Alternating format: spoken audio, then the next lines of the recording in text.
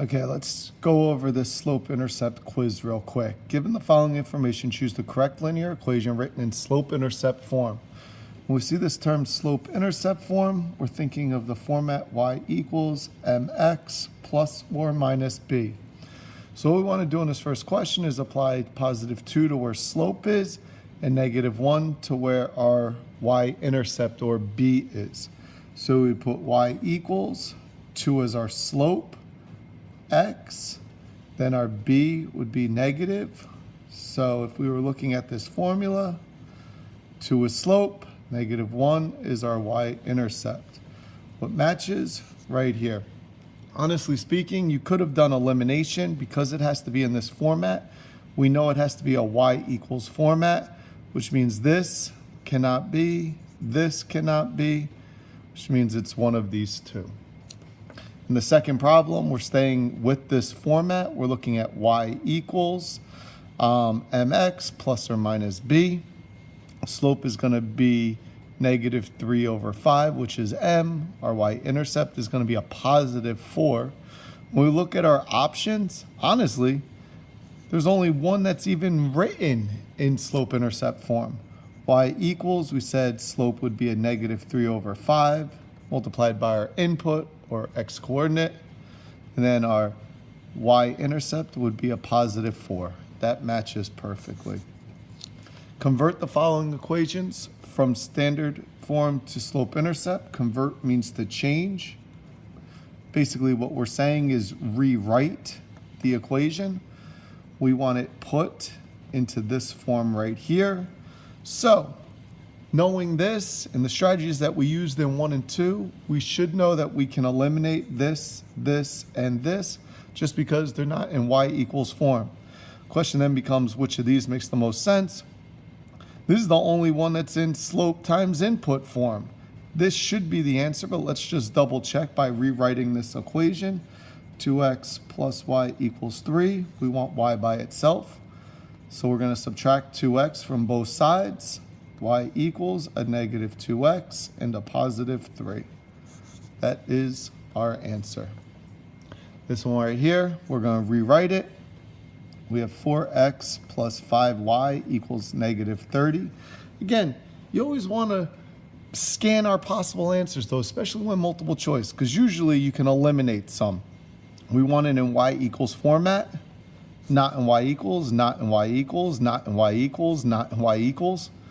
It looks like that's going to be our only option, but let's just double check. We want to isolate this by getting rid of the positive 4x. To do so, we're going to subtract 4x, leaving us with 5y equals negative 4x minus 30. Divide all sides by 5, leaves us with y equals a negative 4/5 x, and negative 30 divided by 5 is a negative 6. That is our answer. Moving on to the bottom section, everything's going to be based off of this graph right here. What is the slope of the line? All we want to do is see how you go from one point to the other. When we look at our line, we're just scanning to see what kind of slope we have. That's a negative. So that allows us then to eliminate this, this, and this, because those aren't negative values. They're not negative slopes. Now it's just, are we going down 3 over 4 or down 6 over 7? Let's see, down 1, 2, 3, over 1, 2, 3, 4. So down 3 over positive 4, that's going to be our answer right there. What is the y-intercept? At what point does our line cross the y-axis? It's right there at a positive 3. And what is our x-intercept? Again, this is pretty straightforward. It's right there at a positive 4.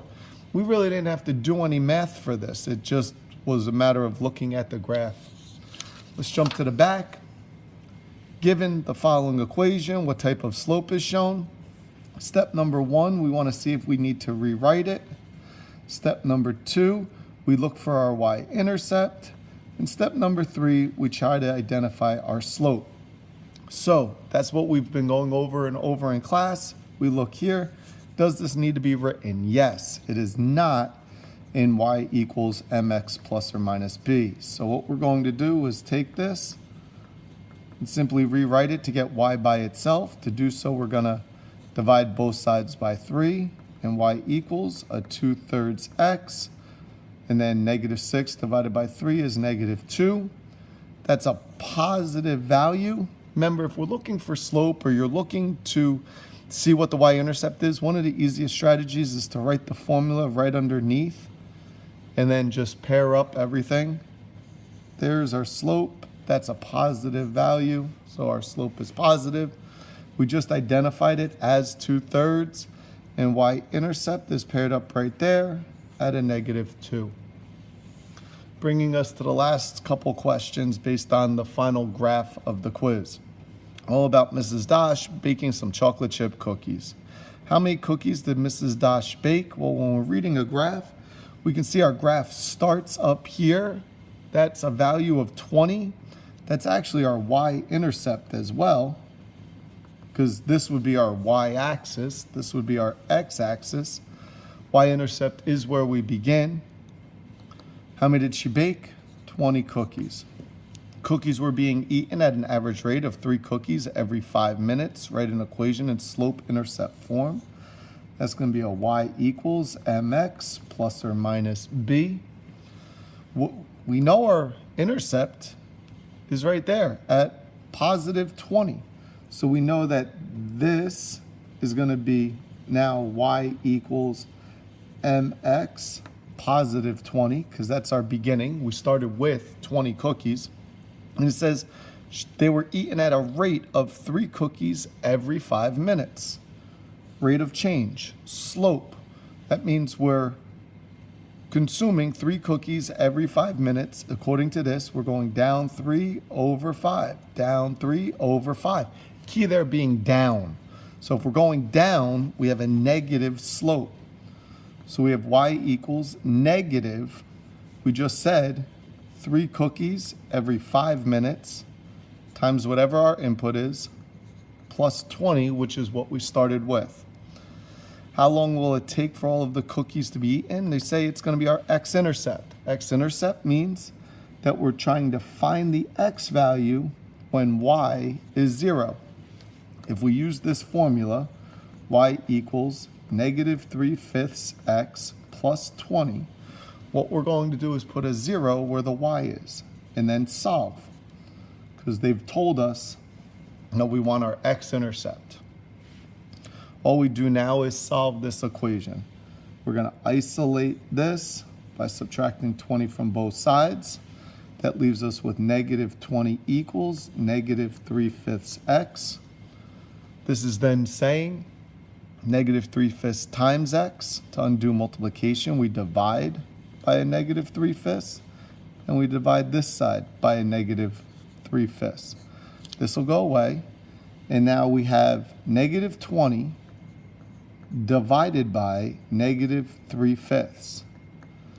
Whenever you're dividing by a fraction, we always do the reciprocal, which means you're going to flip your numerator and denominator, making our new math problem negative 20 times negative 5 over 3. Negative 20 times negative 5 is a positive 100 over 3. 100 over 3 is 33.3 is our value of x right there. But what does this actually mean? 33.3 minutes. I don't think we usually talk about 33 1/3 minutes. So the question then is, what is 1/3 of a minute? 1/3 of 60 seconds is going to be 20. So what's our answer? How long will it take for all of the cookies to go and be eaten? 33 minutes, right there, and 20 seconds, because 20 seconds is 1/3 of a minute.